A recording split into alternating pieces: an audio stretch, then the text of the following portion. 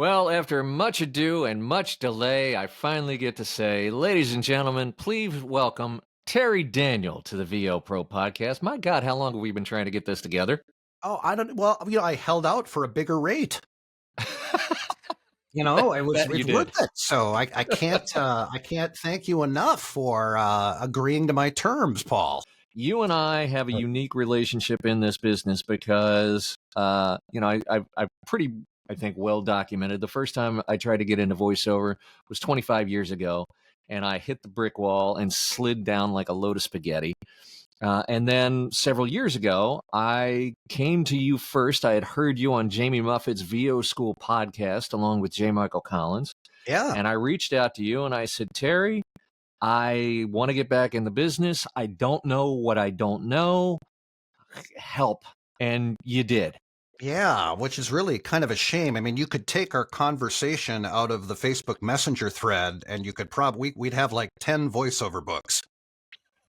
If you transcribed all of our audio clips back and forth, 10 bestsellers right there. I think you could get 10 voiceover books. You could get probably 3 or 4 episodes of Sports Center.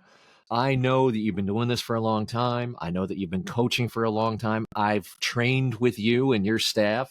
How and when did that start for you?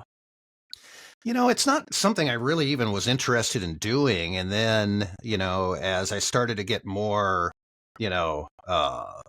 friendly online with other people that were in the voiceover business and the community started to grow a little bit, I would occasionally get like an email from somebody, hey, do you do any training or coaching? And I'm like, well, not really. And then that just started to really pick up in like 2008, somewhere around there. I was just getting more inquiries. I wasn't really advertising myself as a coach or doing anything like that. And then I started getting a lot of messages from people that were just kind of getting scammed a little bit. And, they were getting taught by people who probably had no business teaching. I mean, I got tired of hearing that story over and over again. I'm like, I've done pretty well. I want to get a group of other coaches that are also full-time voice actors. I wasn't going to do it with a staff of teachers who weren't still booking because I wanted to build.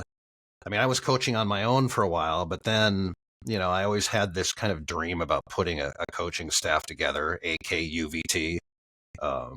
But it was really important to me and still is that all the coaches are still booking voiceovers, on a regular basis because it's such a massive benefit to train with people who are still booking in this era of voice acting. And while there's a lot of great teachers out there, they're not all necessarily voice actors. I'm not suggesting that you have to be a voice actor to be a really good coach. Nancy Wolfson, I don't think, has booked a voiceover in her life, and she's a tremendous coach. She's a casting agent, but there's you know how it is, Paul. There's demo mills out there where they just kind of teach, and half of the time the instructors don't really have a lot of experience, and I certainly wouldn't want to throw my money at those people. And that's where I feel like, and this I got to see firsthand when I coached with you and your staff. The thing that I enjoyed was you get not just one person's ears on your work. You get a spectrum, right?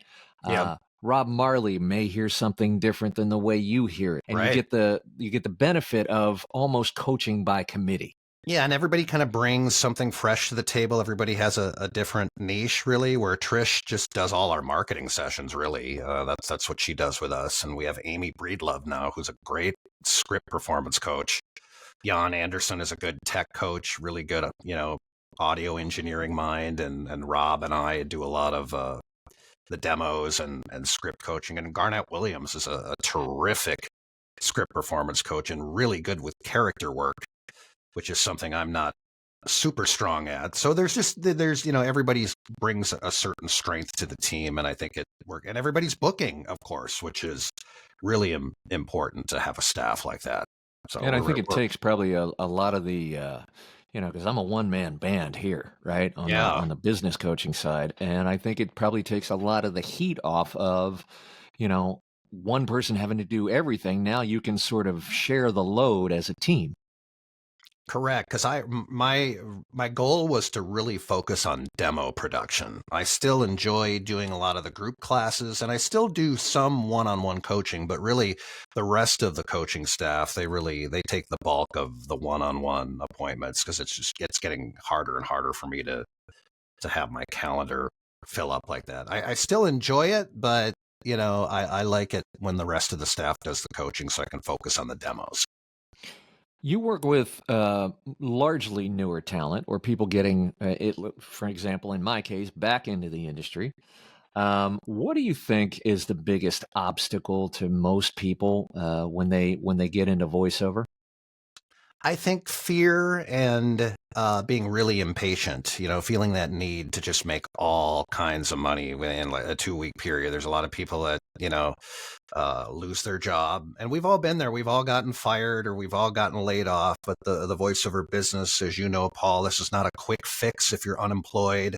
It's not something where, and it's too bad because there's a lot of these kind of snake oil salesmen out there making outlandish income guarantees and, oh, you can make this in 2 weeks. No, you can't.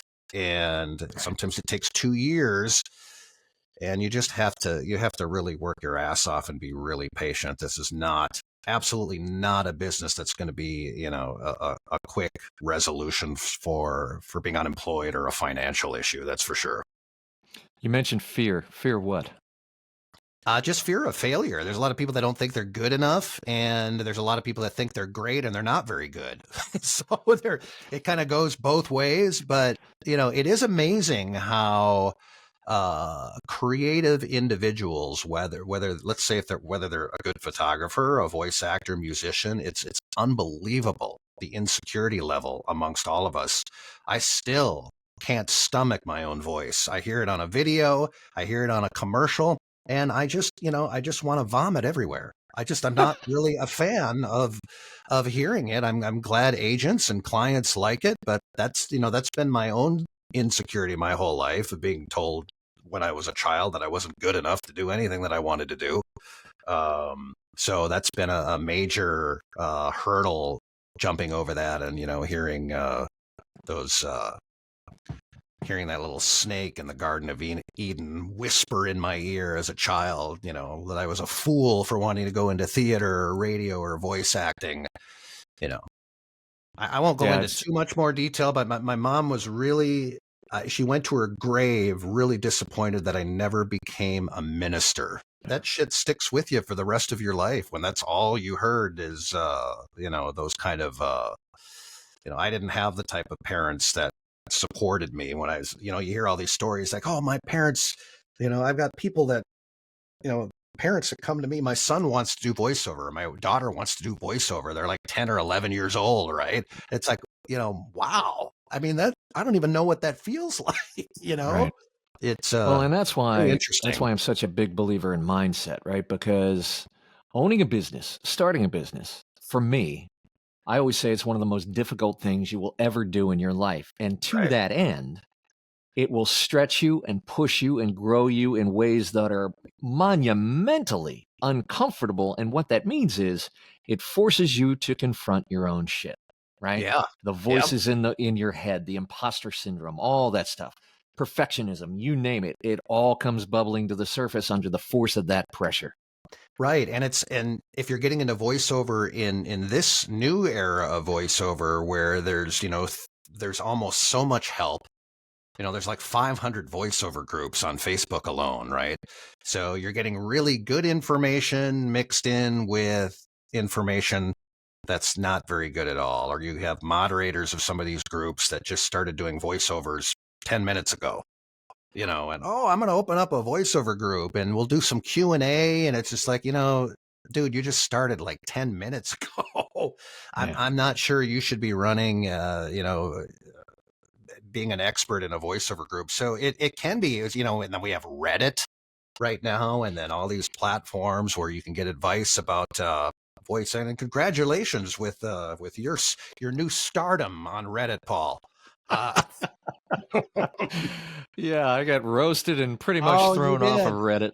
Oh yeah, that which was God forbid that you offer up some good advice, right? On a platform there. But yeah, they're not quite as nasty on YouTube and Facebook, thank God. But if I was just starting today, it would be really helpful to see that all this information out there, but man, there is a mixed bag of really good information and really misleading information. So, you just got to take everything with a grain of salt. I always tell my students, whenever you read something, let's say you're in like 10 voiceover groups, which that's too many anyway, but then you see something that's kind of like will make you raise an eyebrow.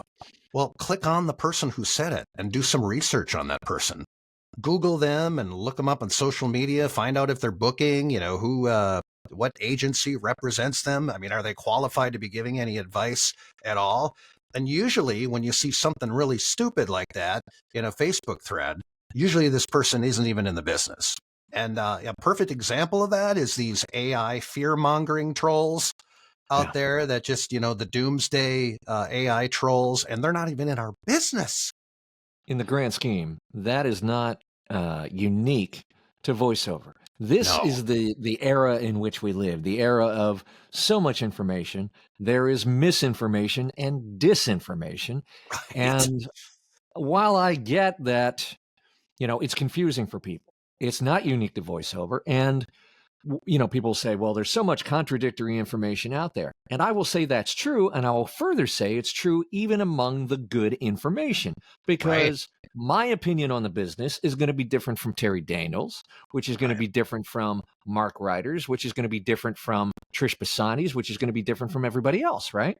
So, you've got to take some responsibility and go, yeah, this is a lot of stuff to sort through, but I've got to sort through it. Absolutely. And, it's interesting too, because if you look at other industries too, like photography, on-camera acting, music, they all have groups on Facebook too. And it's the same thing in every business. You're going to get great information. You're going to have the snake oil salespeople that are going to try to make shit up just to get a couple of bucks from you. And this fascinates me about you, because it's a subgenre, almost of a subgenre, that I've never really heard of, and it's been quite lucrative for you. Tell me about amusement park work. This one feels like a fluke. Again, this isn't something that I was pursuing. Like, I got to put a theme park promo demo together, and I'm going to market it. I'm going to focus on that this summer and see what I can get. There was a little bit of luck involved. I have to be honest about that. Where usually always is. Yeah, there's a couple of clients that found me online. One was I had to audition for, but these particular clients also run a variety of different parks. So that's kind of how I got into it. And one particular client that I do a lot of stuff for, Stone Mountain Park, and a few of the others that he runs. He's been very, very loyal. And the one thing I love about theme park, I have, for most of them, I have retainers. So, it's a monthly payment, and you get paid. Even it's like radio imaging. If there's a month where there's nothing, you still get paid for it. Nice. But you kind of make up for it a little bit. It's kind of like if you have a snow removal company, and it doesn't snow for a month.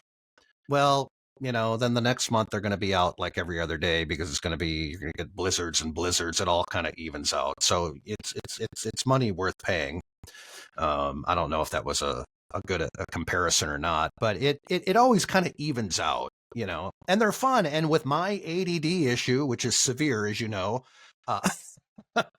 I love it because they're all really short announcements. You and I both come from broadcast. Anything over 60 seconds may as well be an eternity, right?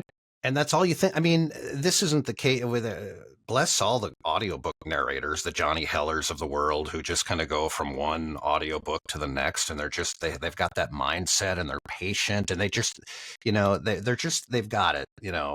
For me, even when I'm reading the audiobook, the only thing I'm thinking of is how many pages are left. And it's a huge distraction. And my brain, I just realized after doing a few of them that it was the equivalent of doing road construction in a blizzard in Minnesota when the temperature's 50 below. That's no what it thanks. felt like every audio. And I'm like, why am I doing this? I don't enjoy this. Work to your strengths, and that really has become, commercials and I still do like e-learning because that's broken up, into modules. I will say that with a caveat. If somebody hired me to be a character in an audiobook where I'm working with 10, 15 other actors, where I don't have to do everything, that would be ideal. And that's what I really loved about theater, because I was more of like a supporting actor type, but I would go out for roles where I knew that they were going to remember me and boo me at the end because I was the bad guy. There you go. I'm the one they're going to think about when they're trying to sleep at night. So you've been doing this for a hot minute now, 25 years or so. Yep. You're a coach, you're a working voice actor. How do you decide, okay, how do I keep this interesting? Where do I grow in the following 6 months, a year, 5 years? How do you sort of come to those decisions? How do you evaluate where your career is going, where you want it to grow, and where the growth areas are? Well, that's a great question, because it's harder to get burned out if you're doing a variety of different projects in VO to begin with, and it's really hard to burn out if you're mixing that in with teaching and demo production and coaching. I'm doing a little bit of music production now, which is really quite entertaining and really fun. And that's it's burnout free. I mean, if I was a guy with ADD who was just doing audiobooks, I would probably be doing something else for a living right now, because I'd have a nervous breakdown. As far as goals, I think that's an interesting question, because the industry is always evolving, as you know, and the goals change with the industry evolving. And I really, really I'll tell you what I miss. I miss the production part of doing commercials. And when I first got started, it felt like I was doing more of commercial production, where a client would hire me not only to do the voice, but hey, can you produce the entire commercial? We just don't really see a lot of that anymore. At least I don't. I get that thrill out of demo production, and I really, really enjoy that. But where I would like to be in 5 years, and this is happening a little bit more and more, I've been hired to actually direct commercial sessions at studios where I'm not even the voice actor. They want me to come in with the ad agency and direct the talent. I've read every kind of script there is, so I know how they're supposed to be performed, and I usually meet with the ad agency a couple of days before. But who knew that would be a thing, really? I mean, right. I know they have directors, usually a creative director or two from the ad agency will show up and direct the session, but every now and then I get that call. So I wouldn't mind doing a little bit more of that in the coming years, because I really enjoy it. Dude, it's been fun catching up. I'm glad we got to do this. This is fun. I hope I wasn't rambling too much where you have a bunch of editing to do.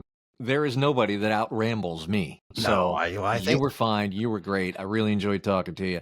And most of all, I'm thankful for everything you've done for me over the years. You've been a soundboard. You've been a coach. You've been a friend. And it's been a really great addition to my life to get to know you a little bit. So I appreciate that. Back at you, man. It's kind of sad that we still haven't met in person, but I know that day will come. It probably won't be at one of those big, massive Comic-Con voiceover conferences that you love, but might be a smaller gathering, I think. And it won't be in Minnesota in January. I can guarantee you that. Oh, it will never be Minnesota in January. Paul, you're a wonderful talent, good friend, and I appreciate you bringing me in, because this was a lot of fun. And let's do it again. Likewise, buddy. It's Terry Daniel with Universal Voice Talent.